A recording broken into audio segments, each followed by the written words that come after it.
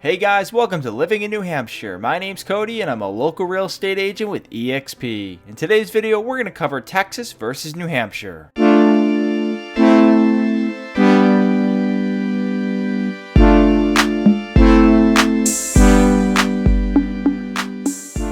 Over the past few years, we've seen an increase in the number of people moving to new states. While there's many factors that can influence one's decision, aside from climate, it's important to take into account the cost of living. That's why in today's video, we're going to compare two states that have more in common than you might think. However, when it comes to overall size and population, there's no comparison between Texas and New Hampshire. With a total land area of nearly 262,000 square miles, that makes Texas almost 28 times larger than New Hampshire. That should put into perspective how big Texas really is, considering it takes between 14 and 16 hours to drive across the entire state from border to border. Whereas in New Hampshire, you can drive from the southernmost town all the way up to the northern tip in just under 3.5 hours. As you might expect, the population also varies greatly between both states, with over 29.1 million people calling Texas home according to the 2020 census. That number will likely continue to increase drastically since Texas is the 5th fastest growing state in the US. Then you have New Hampshire, the 41st most populated state in the country, home to only 1.4 million residents. When looking at the data, you might assume Texas is a lot more congested, but in reality, their population density is slightly less than New Hampshire, with only 110 people per square mile, which is extremely low for a state their size. This has likely contributed to Texas's urban sprawl, with much of the state's growth taking place in the outer suburbs of its major cities. This makes it very important to determine where you'll be working prior to purchasing a home in order to keep your commute as short as possible. The same holds true for New Hampshire. However, it won't be as critical since traffic is usually very light. Even with the massive size difference, Texas's average commute is only 1 minute longer than New Hampshire at 26.4 minutes. Fortunately, when it comes to bad drivers, neither Texas nor New Hampshire makes the top 10. That's not to say there aren't unsafe and aggressive drivers in both states, but when looking at data related to automobile accidents, they're not the worst. One of the most common reasons people choose Texas over many other states is their affordable home prices. In fact, they rank among the top 15 when it comes to the cheapest states to live. As with any city, the cost to purchase a home can vary greatly depending on the location. Nevertheless, Texas's median home price of $276,000 is very appealing considering it's tough to find quality housing for under $300,000 in most states. That's not to say New Hampshire wasn't an affordable place to live at one time. In fact, up until December of 2019, their median home price was below $300,000. Now in 2022, that number has surpassed $400,000. While it's possible to find cheaper housing if you're willing to live further from the larger cities, most of those moving to New Hampshire tend to gravitate towards the southern region of the state, which comes at a price. Aside from the actual expenses involved when purchasing a home, both New Hampshire and Texas have an effective property tax rate among the top 10 highest in the country. To put this into perspective, the annual property taxes on a $217,500 home in Texas would be $3,907 and $4,738 in New Hampshire. While it might be possible to find a house in Texas for that price, there's a good chance you'll pay twice that amount in New Hampshire for a similar home. Now that we've covered housing in both states, let's compare the cost of living in the two largest metropolitan areas. The city of Houston comes in below the national average for all categories except transportation, whereas Manchester ranks above the national average in all categories except health and transportation. Keep in mind that despite being the largest city in New Hampshire, Houston's population is nearly 21 times higher. This results in an unemployment rate of almost twice the amount of Manchester. Even though the median income is $10,000 higher in Manchester, Houston's median home price is over $100,000 lower at just $220,000. While affordability is a key factor, it's also important to consider the landscape and weather of that particular state. Aside from approximately 3,359 miles of shoreline which borders the Gulf of Mexico, Texas has very little to offer when it comes to ocean access. While New Hampshire is far from having the most in the country, the state borders the Atlantic Ocean, offering 18 miles of coastline, including popular destinations like Portsmouth, Wallace Sands, and Hampton Beach. Aside from the ocean, another area where New Hampshire stands out is hiking, with over 48 mountains all over 4,000 feet in elevation, offering some of the best hikes and ski resorts in the country. In fact, the White Mountains cover almost a quarter of the state and a small portion of western Maine. Although Texas isn't known for its mountains, the Lone Star State is home to 3 mountain ranges including the Franklin, Davis, and Guadalupe Mountains. While weather varies depending on the section of the state, over the course of the year, temperatures range between 36 and 96 degrees and rarely get below 24 104 or above 102. Whereas in New Hampshire, the temperature typically varies from 16 to 83 degrees and usually doesn't get below 1 degree or above 91. However, there's plenty of times when it gets below 0 during the peak of the winter. And that wraps up the video, guys. I hope you enjoyed this one, and if you did, be sure to leave a like, comment, and subscribe down below. And as always, if you're thinking about moving to New Hampshire or you just have any questions, I'll leave my contact info in the description below. Thanks for watching.